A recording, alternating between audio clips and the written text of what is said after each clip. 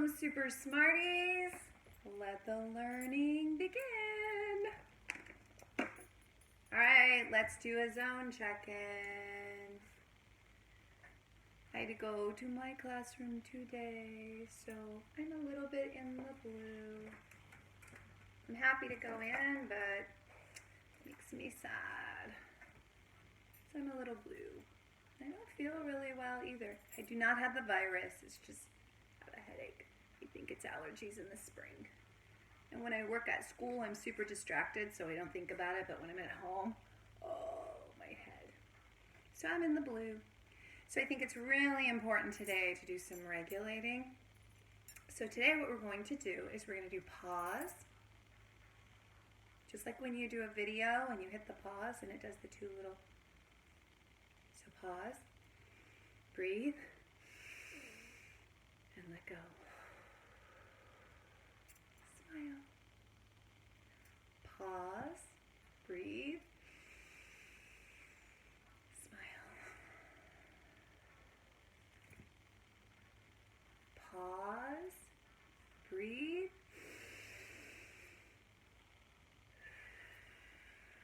and smile.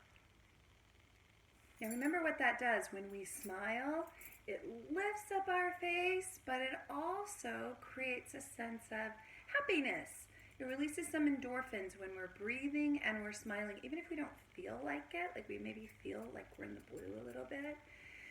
And it just kind of calms us, centers us, helps us become calm, focused, so we have control of our attention, and self-aware, so that we can regulate and be ready to learn.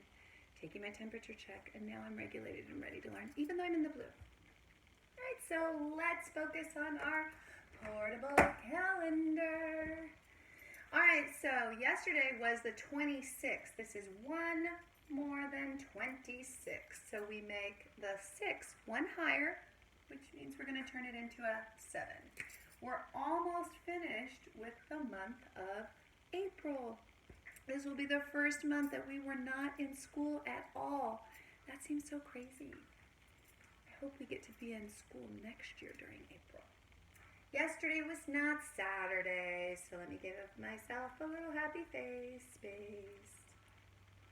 This is lace, the face space. Yesterday was not Saturday. Yesterday was the first day of the week, so it was Sunday. Face space, capital S-U-N-D-A-Y. And I'm just going to put a period. It's just a telling sentence, so it's a stopping mark. Today is Sunday. Well, today can't be Sunday if yesterday was Sunday. So I guess we have to change this to the first day of the work week and the school week, which makes it Monday. So face space, capital M-O-N-D-A-Y. And put a period. So tomorrow will not be Monday if today is Monday. So now I'm going to use my smart cards. Sunday to Monday. And Monday goes down to one more Tuesday.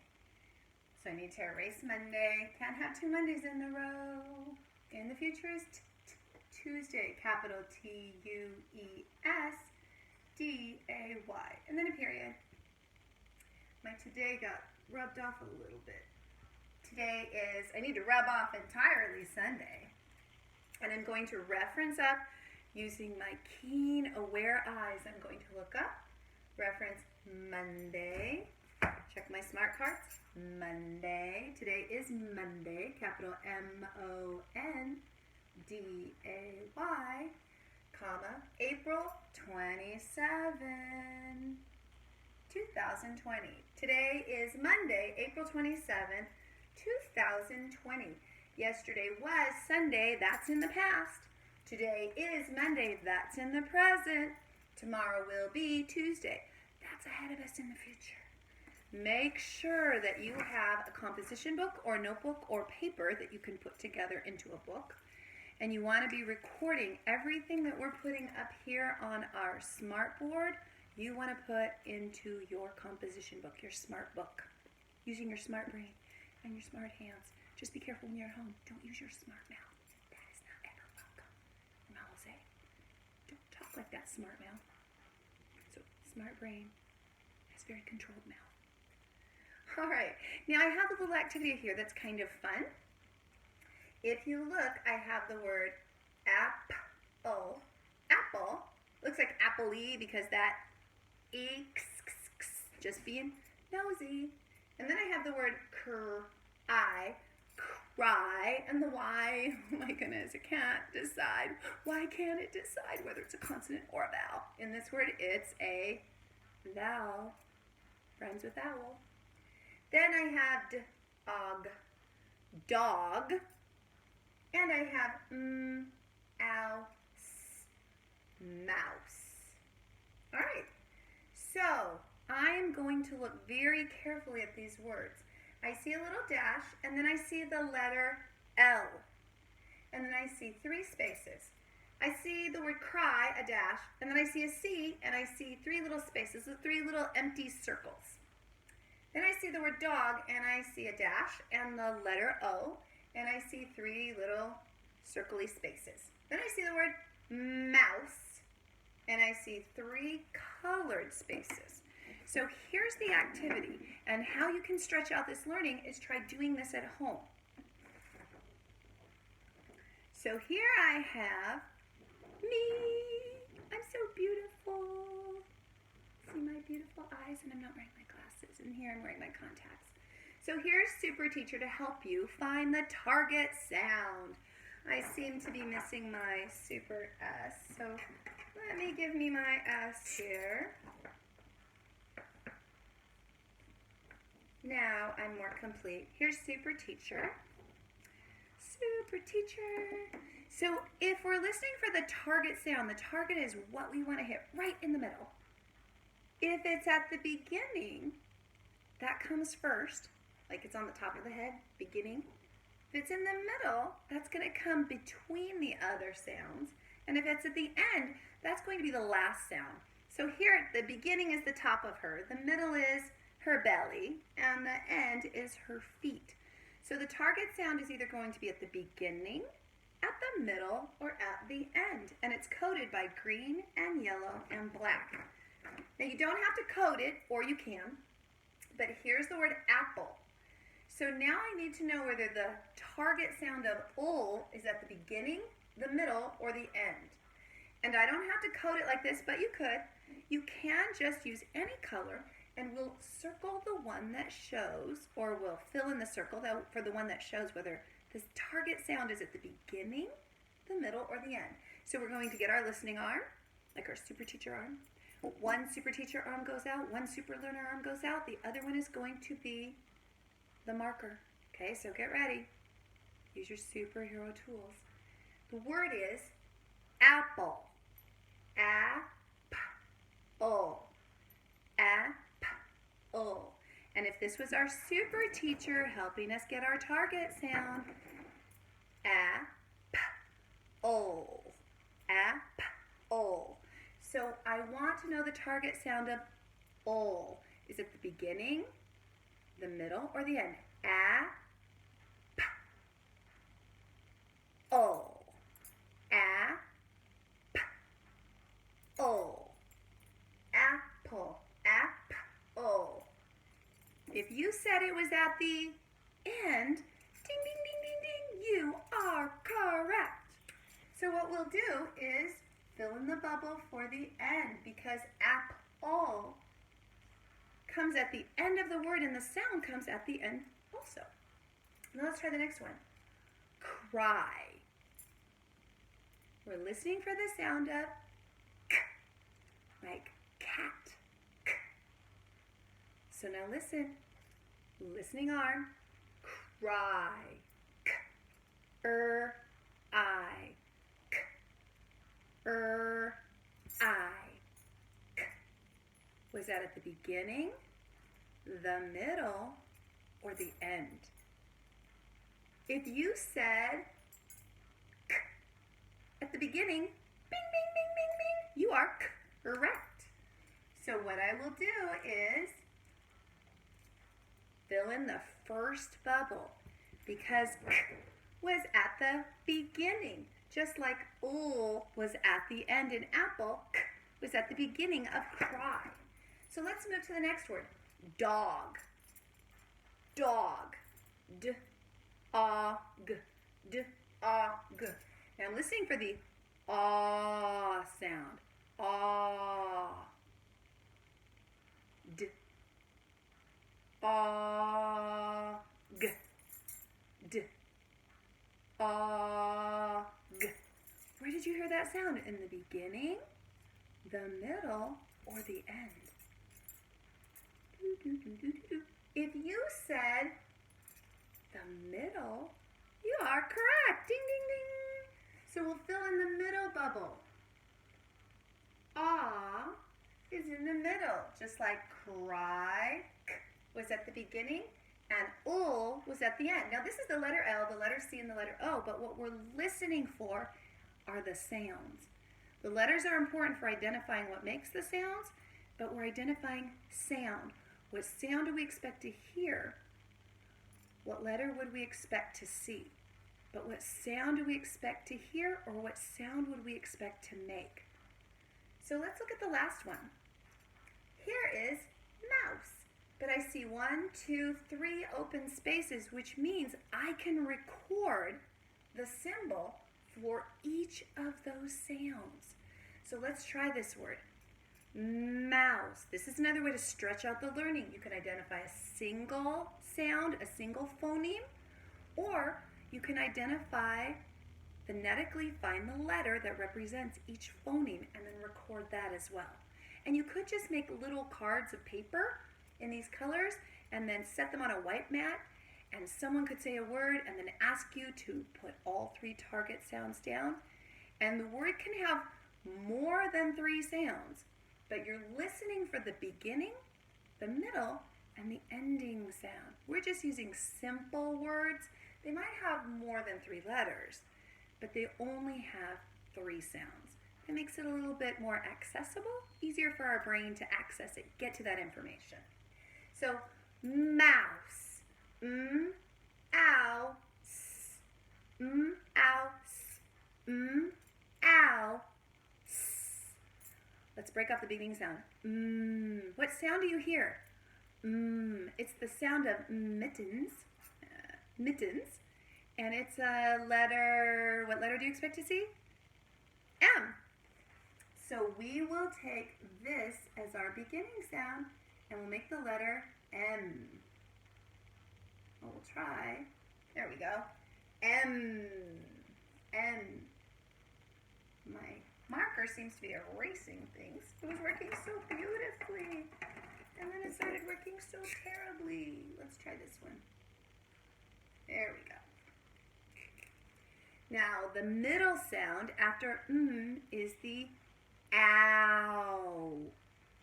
Ow. Now, this isn't like ow, you pinched me. This is like ow of house. So here's my house, and house is H-O-U-S-E. Like mouse is H is M-O-U-S-E. House is H-O-U. So the letters O and U are sitting together to make the ow of house sound. Ow, O-U. Let's punch the ending sound. You have ow, s. What letter do we expect to see when you hear s? It's an S.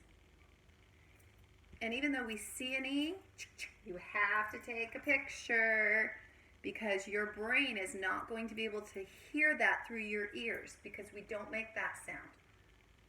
It's not mousy. Mousy would be an I and an E.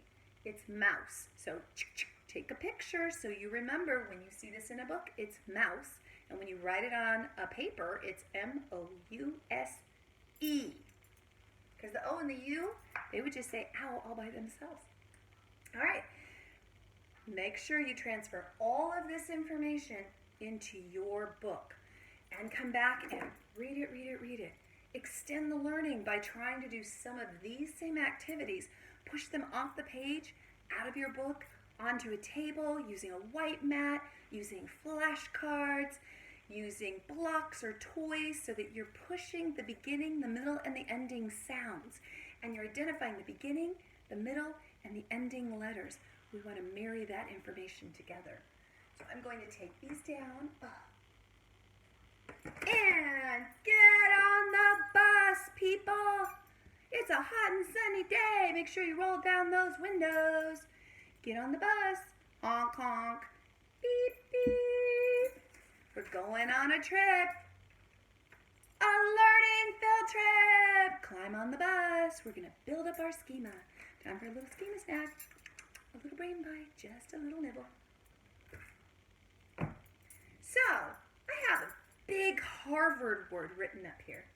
So intelligent that we can say this and know what it means. It's cat. See, that's a chunk we know. Cat, egg. Cat, egg, or eyes. Categorize. Now we have to say it fast. Cat, let's say so first. Cat, egg, eyes. Cat, egg, eyes. There's a lot of syllables. Cat, eyes. 4 syllables. Let's say it fast now. Categorize. Again, categorize. Again, one more time. One more time. Categorize. What categorize means is we put things together, we group things together by something that's in common. They have to have something that's in common. We categorize them either by usage, by color, by shape, by form. When we sort, we have to categorize things. So I'm looking at my board here, and what it's asking me is, there's a question, so this is inquiry-based. Asking a question to inquire is inquiry-based. What time? What time? So I'm looking at my pictures, my Rebus pictures, and I have to determine in my smart brain, what time would I see these, or would these events be apparent or happening?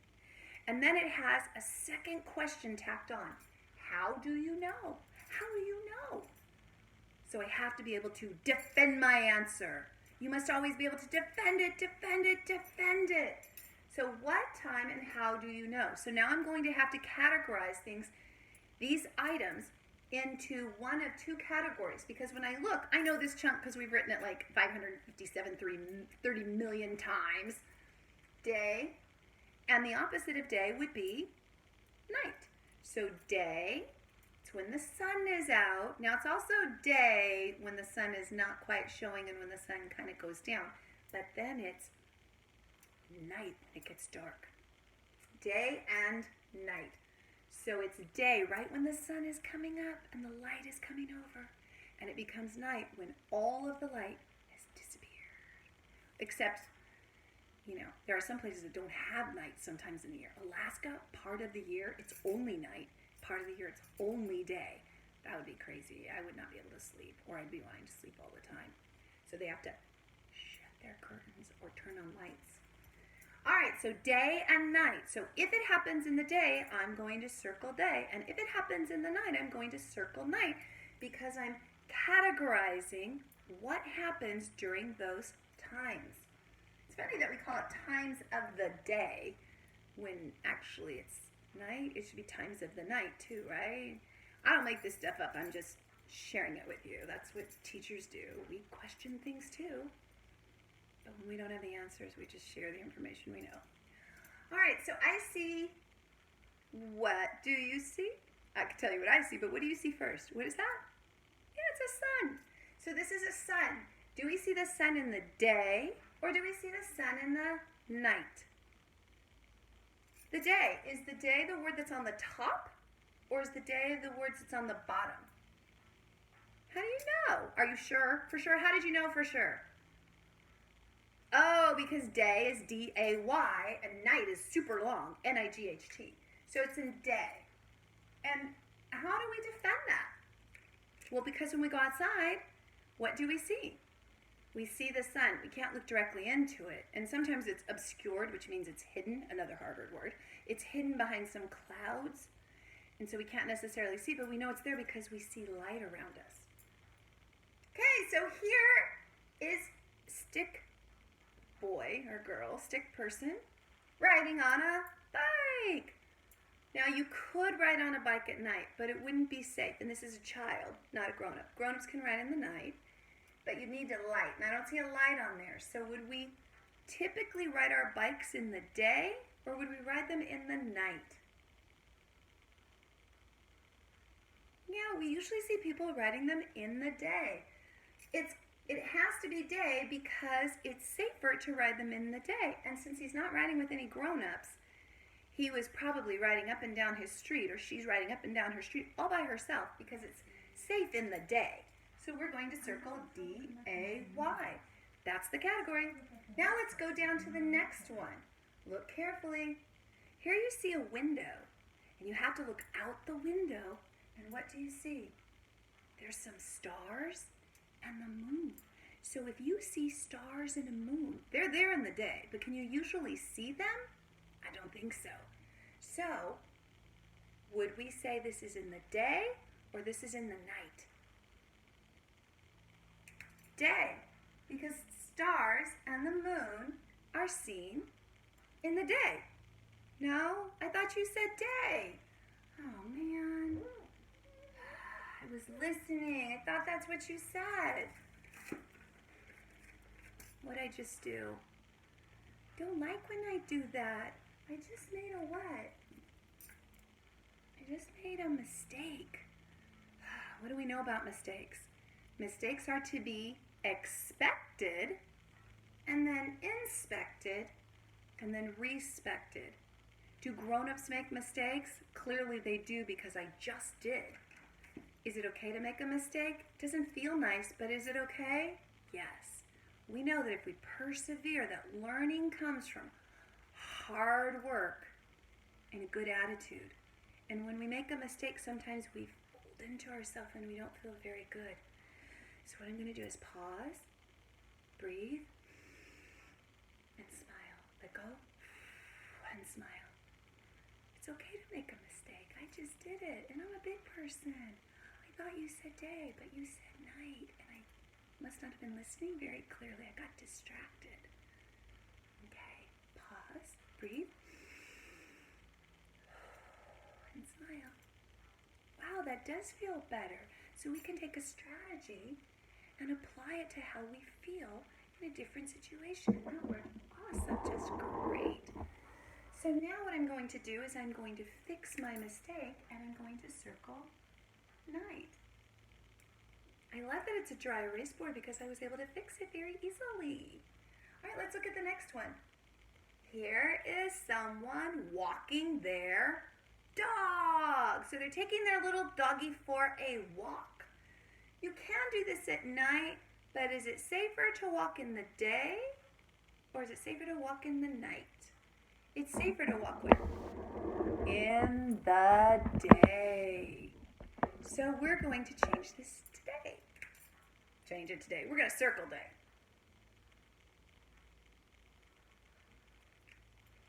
It can be done at night, or it could be done in the day, but mostly you would see it done during the day. Now let's come up here. Woo-hoo, he's awake. That's Shrink. Shrink my owl. He's awake. Do owls come out during the day or during the night?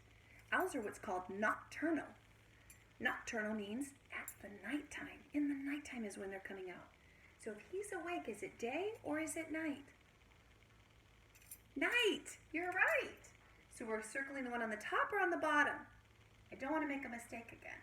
What I do see is that day and night on all of these, day is on the top and night is on the bottom. So once I can figure out whether it's day or night, I automatically know it's programmed with day on the top and night on the bottom. So even if I wasn't sure which word, when I sounded it out or when I looked at it was day and night, since they don't trade places, once I know day is on the top, it's always on the top. Now let's look at the next one. This is the moon. Does the moon come out at day or night? Now we think it comes out at night, but really what happens is the earth turns. And when it turns, it falls away from the sun, and then there's a shadow, which lets us actually see the moon. The moon's out all the time. Once in a while you can actually see it in the day. It seems funny when you can see it. But it appears that it comes out at night like magic. Doesn't really come out at night. We just turn to where we can see it better. So if we see the moon though, we know it is night. So I'm circling the one on the bottom. Now here is a child prior to the virus and later after the virus is contained and we can go back to our school. Either going on a field trip, hey, like what we did, or going to school just to go to school on a bus. So would a child get on a school bus in the day or in the night? In the day, because that's the time when we go to school. Except if you're on digital school, then I guess you can do it in the night, but you're not going to be getting on a bus. Except the learning field trip bus. And you have to use your imagination for that. That's a real bus, getting on a real bus.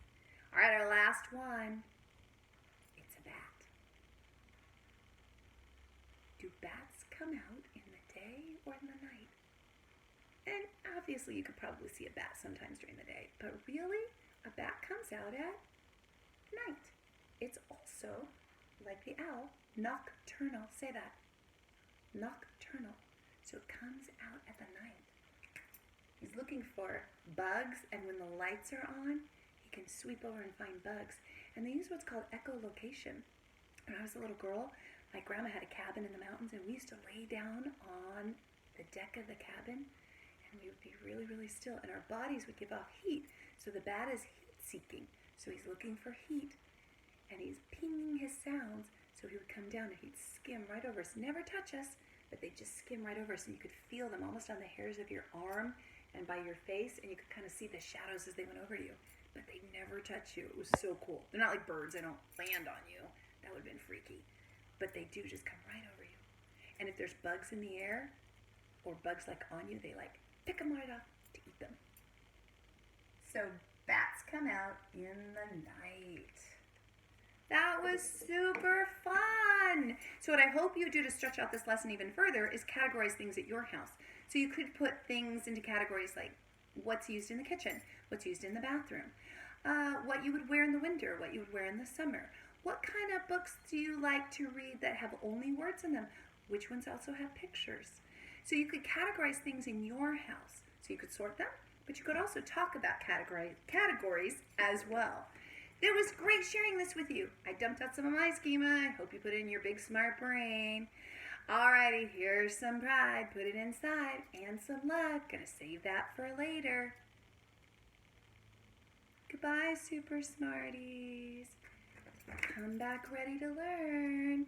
Until later, super teacher